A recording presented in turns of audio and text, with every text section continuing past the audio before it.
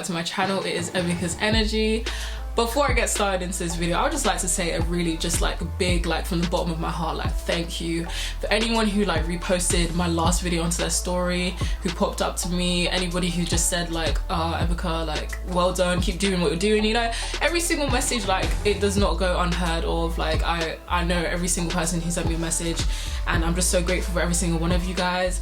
And if you're new here, thank you for even clicking this video and wanting to watch me, whether you love me or hate me. Thank you so much for like watching me and like giving the time of your day to just like be interested in my life. So but yeah, today's video is going to be exactly what you read on the title. It's a story time video about how I almost got kidnapped in Korea. If you're from my Instagram, you probably already know the story because I did a live stream. I don't think I was very thorough because I said to myself like this would like be a good YouTube video, so I'm saving like all the details for this video. Grab your tea or coffee or whatever. I don't know how long this video is going to be. Like I'm trying to get like as much detail in as possible, but also like not trying to like ramble, if that makes sense. You get what I mean. Let me take a deep breath. I feel like I'm so unfit these days. Like I can just talk fast and it can make me start breathing hella heavy. Like I don't even know why. When it comes to telling stories, anyone who's close to me knows I am absolutely rubbish at telling stories. Like I'll just leave out random bits, then I'll go back to that part and then I'll try and like fill it in, and like the story will eventually stop making sense. I'm gonna use like 1000%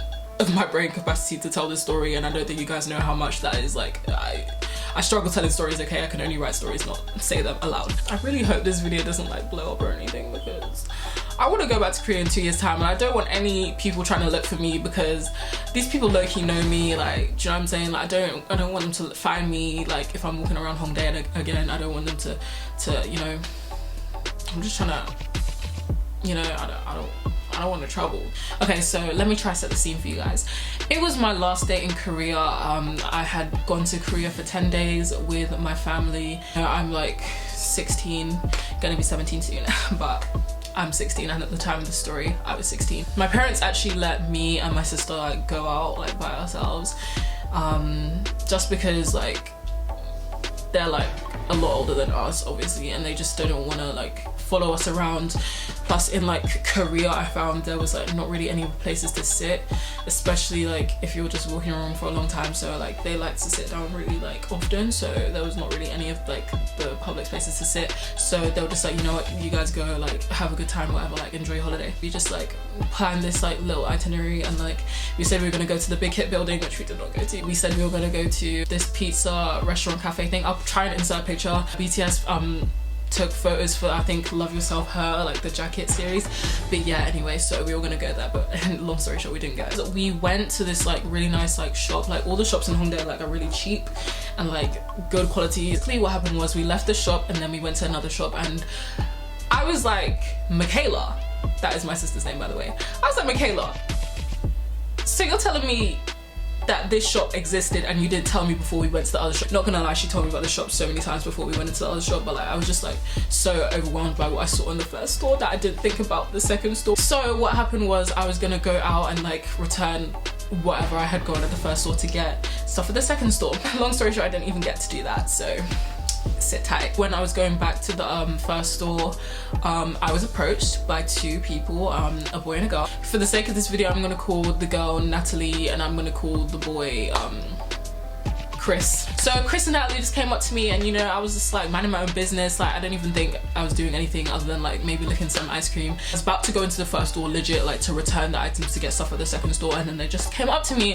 This was my first time actually getting approached by anyone like in Korea for the whole 10 days I was there, and obviously it was bound to happen because, you know, I'm not Korean, so like there's always going to be someone who's going to ask questions. They came up to me and Natalie said to me, oh my gosh, like hi, like my name's Natalie, this is Chris. She was just like, oh, but like what brings you to Korea, like oh my gosh. And the guy was just like nodding the whole time, and I was like, okay, like whatever. I was just like, well, I'm here, like I'm a tourist, blah blah blah, like, you know, like what else do I say? I'm a tourist, I'm here to visit Korea, like I've always wanted to visit Korea, like I don't know. And then they're just like, oh wow, like you wanted to visit Korea, like oh my gosh, like we're not even from Seoul, like Seoul is like a really like popular place, don't you think? And I was like, yeah, like cool, like I was being really nice, but like I just didn't, like I didn't know like what the hell they were talking to me for, until like the bomb kind of dropped, and like they were like, have you tried like the hanbok yet? Like, oh, like I think the hanbok will look so pretty on you. I'll insert a picture of me wearing the hanbok because that picture is just iconic. Like, I'm not even gonna lie, I look so bomb in the hanbok. And yeah, I just showed them, like, I put on my Instagram, I was like, yeah, I've worn the hanbok before, like, here's a picture of me wearing the hanbok. Atlee was just like, oh no, like, no, that's not like an actual like hanbok, like that is like a new like version of the hanbok that's like not the traditional hanbok. And I was like, sis, I'm not Korean, like how am I supposed to know? Like, I'm just like, I picked the one that I liked. So he was like, yeah, I agree, like it's not like the traditional hanbok. He was legit just repeating everything that she said. Like, he was just like reiterating everything, and I was just like, yeah, like I know, like what the heck. So then afterwards I was just like, okay, like I don't know where this conversation is getting at, until she said to me, we're having this workshop thingy only for today, like do you want to come like wear the traditional hanbok? She was showing me pictures and everything. It looks so legit, guys. I already know what you guys are going to say. You guys are gonna say, Ebika, you are so stupid. How could you go with someone you don't even know in a foreign country? I don't know, I'm 16, I'm stupid, leave me alone. Okay, I know there's gonna be one like fucking 16-year-old out there who's gonna be like, oh my gosh, like, but I'm 16 too and I like never do such a thing. You never know that you're gonna do any of these things until you actually get into the situation yourself, because I never, like, that you guys don't know me well enough, like I'm trying to justify myself because I never do shit like this. Yeah, I was like, cool, like seems like cool enough, but let me go tell my sister about this, because like, you know, I don't want to like leave her or anything. My sister's like standing over there, she's watching those people who like dance in Hongdae like to like K-pop songs. I was like, oh hey Michaela, like this is Natalie and Chris, like they're about to come up to me and they want us to do like a Korean workshop. Please tell them that we don't want to do it because like I don't know how to say no to these people. I don't think they understand what no means. I never got to return my clothes, but it's okay. They're like, oh, where are you staying in Korea? Because like we just need to know like the location. If it's too far for you, like we won't take you. And I was like, oh, we're just staying in like Gangnam. The place is like right between like Hongdae and Gangnam, so like it's not that far. I was like, yeah, okay, cool. We took the train and oh my god, like I think we were like starting to get deep into conversation, and then like the question of like what year you born in, because like in Korea they always ask how old you are, whether it's like to just know how old you are, like how to address you when you're speaking Korean. I was like, I'm 16. Michaela was like, oh, I'm 15. She's like, whoa, 대박, oh my god. I was like, you know, like everyone says like we don't look our age, and she was just like, oh my days, like wow, like I can't believe like you guys are so young. I thought you guys were in uni or something. If I had known that you guys are underage, we wouldn't have taken you. And I was like, oh, so y'all saying you're sketchy now?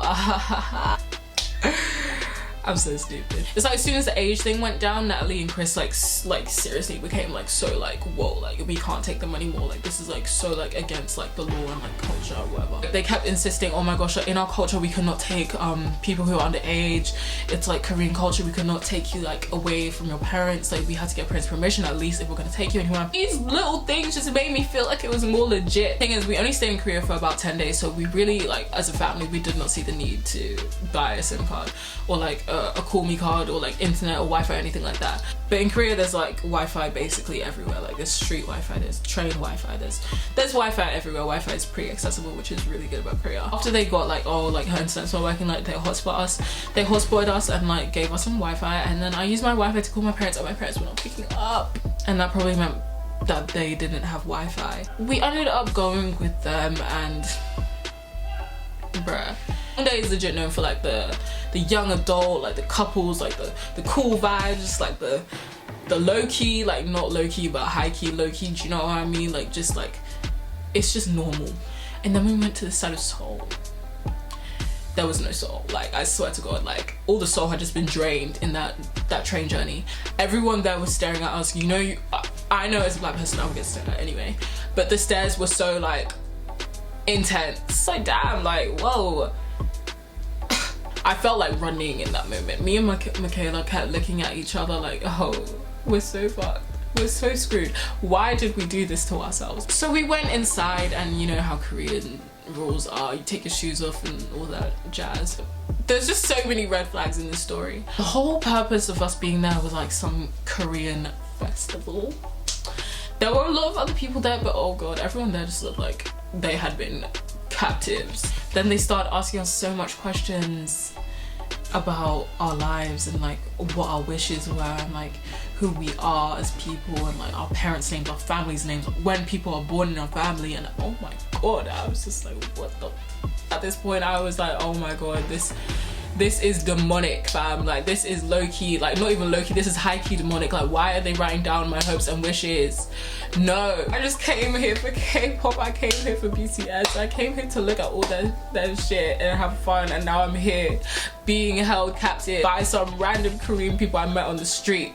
That's when I was just like, Michaela, what are we doing here? Asked me to write down 3 wishes, and obviously I made up the most random things on the spot. I wish that tomorrow when I fly back to London, I'll land safely. And I think the second wish was like, I wish everyone's like safe when we land or something like that. And then the third one was like, I passed GCSE maths, which now looking back at the future is like, Jesus actually has me better than whatever the heck that was. Just like after the name thing and the wish thing was done, what happened was we were getting taught how to bow, and oh my god, like, oh my god. I'm sorry if this is a culture thing. I had to do these like types of bowing, and I can't even remember a single one. Like, they were teaching us the names in Korean, and it has escaped my brain. You have to go like this, I think, and you have to go down, and then, but you don't use your hands to like get up and down and up and down. You have to go up and down and up and down. And I was thinking, oh my day, I just want to go home. I just want to go home, and I mean home to London at this point. I just want to leave. We learned this other one, and I think it was like this or something like that, I don't even know. Then after that we got fitted for our handbooks, and when I tell you guys, these handbooks were the most crusty looking things ever. And I'm not saying culturally wise like it's ugly, and it's just, get out of my room, why is there a fly? I'm talking about like the condition of the handbooks. Like, they were dirty, they were tight, they were just grubby and like disgusting. I don't even want to wear that. I was just like, you know what, I'm not finna go and get killed. But then we had the ceremony. This ceremony was so sketch. Oh my god. And this is when I just started praying to Jesus, and I was like, God, I am so sorry. I don't know what I'm doing here. Like, please, please, please spare me. Like, this is so scary. But like, we had to bow constantly. Like, there was no breaks. Up, down, bow, bow, bow. I was just like, what is going on? Like, what is going on? And like, the handbooks were so heavy, and like, can't even usually get up without using my hands. So it was just like such a struggle. And then when I thought it couldn't get any worse, Natalie called me to the front, and I was just like, please, God, please. I went to the front of the shrine thing, and she gave me soju. And I was thinking, I can't drink soju, the heck is she giving me soju for? And she's like, yeah, pour it. And I was like, for who? What are you talking about? I was just pouring the soju, and I was like, Jesus Christ. Like, in my brain, I was like, God, please. Please, God, like, please give me a chance to just get out of here and like run away and like never come back. Me and Michaela looked at each other, and we were thinking the same thing, and I was like, Michaela, we gotta go. And she's like, Ebika, we gotta go. There were these other 2 girls in there, and oh my god, they looked so uncomfortable as well. They were ethnically like Somali, and I think they were like Norwegian by nationality or whatever. Y'all, the girl was thinking the same thing as me.